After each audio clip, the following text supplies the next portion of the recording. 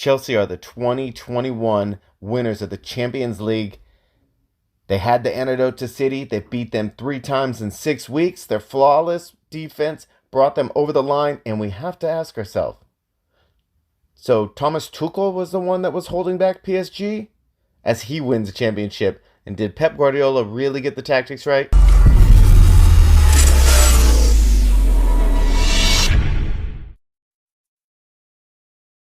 Welcome everybody, this is Anthony with Onion Bag, and welcome to Champions League Final Saturday, where the whole world is watching to see, is Chelsea or Manchester City going to be the Champions League winner? Now, in the last 2 games, Chelsea did beat Manchester City. Their form has not been great as of late, but that does not mean we have a game that is going to be overlooked by either team. Okay, typically I like to just do a game review, but I'm doing the first half review up front without knowing the end of the game. The first half ended Chelsea 1 to Manchester City 0. Now Manchester City only had 3 shots, it was 1 on goal. Chelsea 5 shots, 2 on target, with pretty much 50-50 on the possession. It was 52 to Manchester City. But let's get into this. You see, the first 20-25 minutes were the Sterling Werner show. Literally, Sterling was taking them off top. Timo Werner was attacking from the outside in and getting a lot of access, a lot of shots. They were making the defenses very vulnerable on each side, but both teams adjusted, and I got to give them respect. Chelsea and Manchester City, they adjusted to those attacks. See, in general, Chelsea is playing a very narrow defense, and they're playing a very high line, whereas Manchester City is playing a 4-3-3 and trying to attack from the outside in. Chelsea's pulling a very high line. They're compacting their defense, and they're playing very tight. Now, we'll see what happens now that they have the lead, but there was a huge opportunity as Chelsea's playing a very high line. Manchester City almost scored in the 7th minute, where Edison played the ball from the ground, far back, right outside his box, over the top to a streaking Sterling who is fast as hell. And didn't have the best touch, and it was able to be corralled and not gone in, but huge opportunity. Also, Sterling is going to be a complete problem on the outside. He's up so fast. I have to give James some credit for cutting him. Some of the runs he's made, he cut inside and stopped that speed, but Sterling is amazing. Also, Timo Werner is also causing tons of problem. Right back at the 14th minute, right on the edge of the box. They're doing a really good job, these 2 players, in the first 25 minutes. Now, I'm also noticing that as Chelsea is playing 1 man up top, Timo Werner is actually getting back on defense. So they have a very, very strict rule that everyone plays offense up front, but they need to get back on defense. There's going to be a lot of subs in this game. Before I know it, I don't know what the adjustments they're going to make at halftime, but I'm anticipating a lot of subs. So 27th minute, there was, as we found that there was, so about the 26th minute, actually, you heard that they were going to move Foden up top and put De Bruyne a little bit further back to kind of confuse that defense. Thiago Silva, Rudiger, he was trying to find a way to get them open because the middle was not getting open for Manchester City. Now, Foden immediately got open as the defense was still trying to figure out that transition with Foden up top. But Rudiger slid in on the 27th minute shot just to stop the ball that I don't think Mendy was likely to get. Now, as the game's progressing, we also saw Thiago Silva went up with Foden and kind of landed and hurt. It looked like he hurt his groin. Then right after that, he was subbed out, which probably means that Thiago Silva is not going to be playing in the Copa America, which is very, very sad, but also that he can't finish one of the best games because this game is amazing. So many questions about how Chelsea's defense is going to hold up. Thiago Silva was subbed out for Christensen, replacing the injured Silva, and it'll be a big story for the remainder of the game. How does City attack that defense? Is now that you do no longer have Thiago Silva, which is the heart and blood of Chelsea, how are you going to adjust to that? And you know Pep Guardiola is going to attack that. So as the game's moving on, 42nd minute, Havertz scores a goal. Now this started all the way back at Chelsea's keeper. Played the ball out to the left to Chilwell. He does a one-touch to Mount. Now, right then, as he's attacking at the halfway line, he's going to pass the ball. You think since Timo Werner has had the ball he's been the biggest threat up top. Timo Werner goes to his left, pulling the center back out to his right, loading a huge hole in the middle for Mount to play the ball directly to Havertz. Goes on. You can see this huge hole. He's running at the keeper. Keeper was forced to come outside of his box. He tried not to use his hands, as he would have been a red carded and kicked completely out of the game. It did inadvertently go off of his hand, but at the end of the day, Havertz was able to collect the deflection, pass it for a very simple pass, 1-0. Chelsea has the lead going into half. Now, we automatically know both of these teams adjust at halftime. Let's see, will Chelsea continue that high line? I highly doubt it. A high line without Thiago Silva, really don't doubt that. And is City going to continue to try to attack from the outside in? I have a feeling they're going to adjust and they're going to try to gut through that middle, right? Christensen did not start in the game.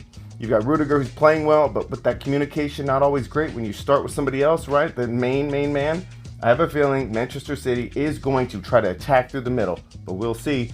Getting back to halftime, guys. Everyone, have a good day, and I guess we'll see what the game looks like at the end. I'm sure there's going to be some crazy business. I don't think it's going to stay this way, because this game has been a lot of fun. Talk to everyone soon. All right, folks, so this is the second half of the game where I did a breakdown for the very first half, and it was only 1-0. The game ended 1-0. Chelsea is now the champions. The game was played at a blistering speed, but Chelsea just found the antidote to stop City. I mean, at the end of the day, the tight defense of Chelsea, they allowed all the space on the inside of the field. Now, if there was someone out wide, that was a whole different game, something that they had to manage, but they let them roam free, you know? But inside, close on the inside of the field, they stuck to them, you know? And they didn't allow Manchester City to pull them out of their shape. They always maintain their shell. Very smart. Now, N'Golo Kante was the man of the match for the second half. He came out at the very beginning. He was incredible. He played amazing. There's no way to say that he wasn't the best player on the field that second half and maybe even the first. If they did not have N'Golo Kante in this game, as they thought maybe he wouldn't, it's very, very possible that Chelsea doesn't win that game. So it's a very low-scoring affair. Only one goal. But the game was played intense, you know? Not sure Pep Guardiola got the tactics right as he came out in the second half with the same lineup that he had at halftime. And then it didn't help, right? It didn't help that in the 55th minute, Kevin De Bruyne actually got injured with a clash, Rudiger versus De Bruyne. Essentially, Rudiger decided not to move out of the path and actually stay in his way. And it really hit Kevin De Bruyne in the eye. You could see his eye was swollen. He was down for a while, and when he got back up, as they realized that he had to come out of the game, he started crying. Now, I don't think that crying because he was just totally sad about leaving the game, but rather, when you get a really serious concussion, it makes you very emotional. I don't know if a lot of you people know that. If you got in a fight or a head clash in a game, you're not all there, and you're automatically emotional. And when he started crying, that's the first thing I thought was, oh, that's a really serious injury. He definitely had to come out. So he was replaced by Gabriel Jesus. He went in kind of up top. Also, we saw some subs. Bernardo Silva. Silva was taken out. Fernandinho was put in. Fernandinho probably should have started the game. I'm not sure why he didn't. The goal idea is you put Fernandinho in, and then it basically solidifies the back, and you're able to let another person roam free up top. So once you put in Fernandinho, you knew he was going to start pushing the attack. I was kind of confused why he didn't do that at half. I mean, if he wasn't going to start Fernandinho, I figured he would do it at halftime, but instead he waited the 63rd minute, and then he realized that Chelsea wasn't going to make any chances, so he went ahead and did that. Also in the 65th minute, Pulisic went in. Timo Werner came out. Pulisic, as obviously in America, we overanalyze everything he does, but we do need to be clear. He's the first American to play in a Champions League final, and ultimately the first American player to win a Champions League final. He came in at half.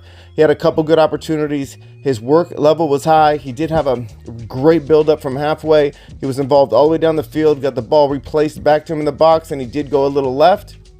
At the end of the day, it didn't really matter since Chelsea only needed to score one goal. Mahrez, it was actually essentially shut out of the game outside. Now, usually he's able to pull people in and people defend him, and he closes down that space, uses them and attacks to the goal. But Chelsea seemed to just let him sit on the outside. He didn't really come in, and when he did, they marked him up tight, but he was on the outside. They gave him his space. They were happy to let him, basically cross the ball. So at the end of the day, congratulations to Chelsea. What a win. Super great turnaround. Last year, they were in 9th place in the Premier League when Thomas Tuchel got them. Now, this year, they finished in 4th place. They beat the first place team 3 times in the last 6 weeks, and he went from a team that everyone thought as a coach that he was holding back PSG, right? It wasn't all the prima donnas and all the people over there. It was actually Thomas Tuchel's fault. And he turns around and becomes Champions League coach the next full season. You guys, congratulations to Chelsea. I think it's a really exciting story. The team played very well together, and as a defensive-minded person, they played a spectacular defensive scheme. They stepped really tight. They still held their line. They were not able to be taken advantage of down the middle, and that's where they were going to lose it. Now, even with, even with some of the people that they had to move around, that's an impressive win, you guys. Guess we got to wait a whole other year, another year before we can see this again. You guys, just breaking it down, exciting game. Join my channel if you like. I hope everyone's having a beautiful weekend. Those of you here, happy Labor Day weekend. Enjoy that extended Monday, and I'll talk to everyone soon.